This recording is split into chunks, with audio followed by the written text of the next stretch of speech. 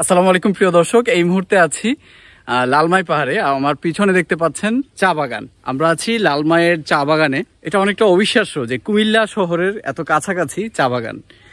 সিলেটের মতো হয়তো অত বড় চা বাগান না, বাট কুমিল্লাতে চা বাগান আছে, সেটা শুনতেই তো ভালো লাগছে।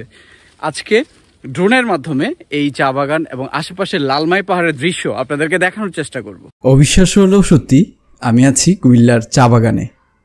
কুমিল্লার সদর দক্ষিণ উপজেলার বড়ধর্মপুর এলাকার শহর থেকে প্রায় 12 কিলোমিটার দূরে মজুমদার চা বাগানে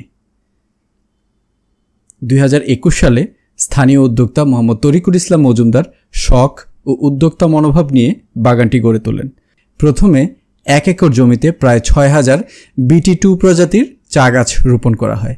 পরে আরও 6000 চারা যোগ করে মোট 12000 গাছ রোপণ করা হয়। বর্তমানে প্রায় 3 একর জমিতে 11 থেকে 12,000 চারা রয়েছে। ভবিষ্যতে তা 50,000 পর্যন্ত সম্প্রসারণের পরিকল্পনা রয়েছে। বৃষ্টিপাত কম হয় নলকূপ ও পাইপলাইনের মধ্য দিয়ে সেচের ব্যবস্থা করা হয়েছে।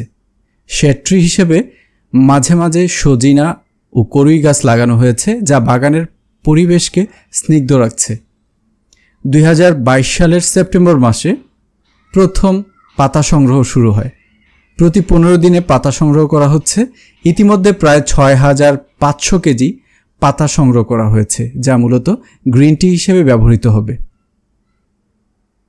চা বাগানে ঘুরতে ঘুরতে হঠাৎ করে দেখলাম এরকম একটা ঘর।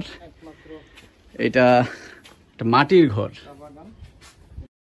শ্রীমঙ্গল থেকে কয়েকজন অভিজ্ঞ চা চাষিকে এনে তাদের তত্ত্বাবধানেই চলছে মজুমদার চা বাগান। এটি কুমিল্লার প্রথম চা বাগান হয়। স্থানীয় মানুষের আগ্রহ দিন দিন বাড়ছে। বাগানটি পর্যটকদের কাছেও আকর্ষণীয় স্থান হয়ে উঠেছে, কিন্তু প্রাইভেট প্রপার্টি হয়, পর্যটকের জন্য এই চা বাগানটি উন্মুক্ত না। আমরা তাদের অনুমতি নিয়ে বাগানটিতে প্রবেশ করি। আশেপাশে লেখা ছিল সাপ থেকে সাবধান। এটা দেখার পর আমরা আরও সাবধান হয়ে গিয়েছি। আপনারা যারা আসবেন অবশ্যই সাপ থেকে সাবধান থাকার চেষ্টা করবেন। উদ্যোক্তা মনে করেন লালমাইয়ের লাল মাটি চা চাষের জন্য বেশ উপযোগী এবং সঠিক পরিকল্পনা ও সরকারি সহায়তা পেলে এই উদ্যোগ বড় আকারে বিস্তৃত হতে পারে। ভবিষ্যতে বিদেশি যন্ত্রপাতি এনে চা প্রক্রিয়াজাতকরণের পরিকল্পনা রয়েছে এবং উৎপাদিত জৈব গ্রিন টি ইংল্যান্ড ও জাপানে রপ্তানির লক্ষ্যমাত্রা স্থির করা হয়েছে।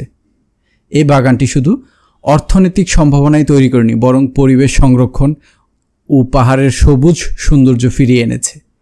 লালমাই পাহাড়ের প্রাকৃতিক সৌন্দর্যের সঙ্গে চা বাগানের সবুজ সমারোহ মিলে কুমিল্লায় এক নতুন দিগন্তের সূচনা করেছে। আজকে বিদায় নিচ্ছি চা বাগান থেকে। আবারও দেখা হবে অন্য কোনো স্থানে। আসসালামু আলাইকুম।